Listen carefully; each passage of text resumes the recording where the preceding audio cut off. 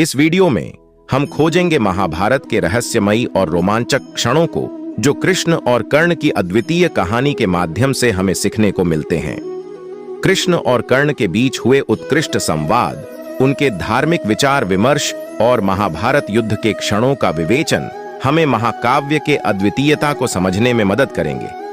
इस रोचक और शिक्षाप्रद यात्रा में हम मानवता, नैतिकता और आध्यात्मिकता के महत्वपूर्ण पहलुओं की खोज करेंगे।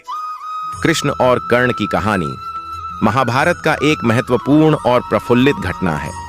कर्ण सूर्य का पुत्र, पांडु के पुत्रों में से एक था, लेकिन वह पांडवों के साथ मेल जोल नहीं करता था। अपनी असली वंश से जुड़कर उसने अपनी माता कुंती को छोड़ दिया।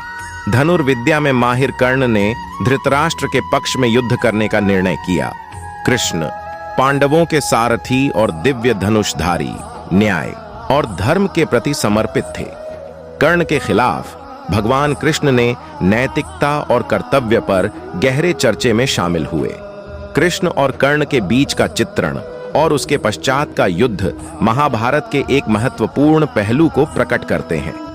कर्ण ने अपने जीवन में कई कठिनाइयों का सामना किया, लेकिन उसका मूल्यों और स्वाभिमान के प्रति पक्षपात बना रहा।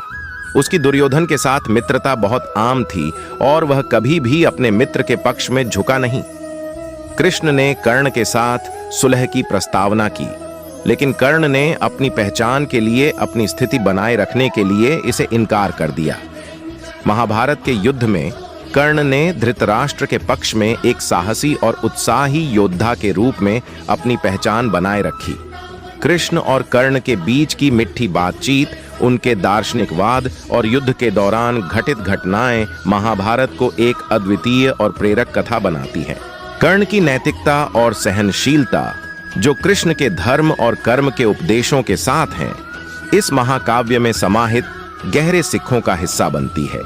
इन दोनों पात्रों के बीच के संवाद और आत्मसमर्पण ने महाभारत को मानव जीवन के महत्वपूर्ण पहलुओं पर विचार करने के लिए प्रेरित किया है। कर्ण और कृष्ण की कहानी में समर्थन और विरोध का संघर्ष और उनके बीच के उत्कृष्ट साहस ने महाभारत को एक नैतिक और आध्यात्मिक गहराइयों में डाल दिया।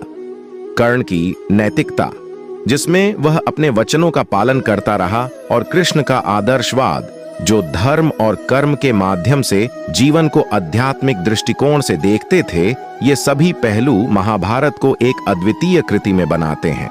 कृष्ण ने कर्ण को साधने की कोशिशें की, जिससे हमें सच्ची मित्रता और नैतिक उत्कृष्टता की उदाहरण मिलती है। महाभारत के इस प्रमुख पात्र के माध्यम से हमें सीखने को मिलता है कि जीवन में उभरते संघर्षों और आपसी विरोधों के बावजूद धर्म और सत्य की पालना एक सत्य जीवन की नींव हो सकती है। इन दोनों पात्रों की गहराइयों में छिपे उपदेशों ने अनगिनत पीढ़ियों को प्रेरित किया है और महाभारत को एक सार्थक एवं आध्यात्मिक कथा बनाया है, जो समय के साथ भी हमारी दुनियावी समस्याओं और नैतिकता के मुद्दों पर हमें सोचने पर आमंत्रित करती है।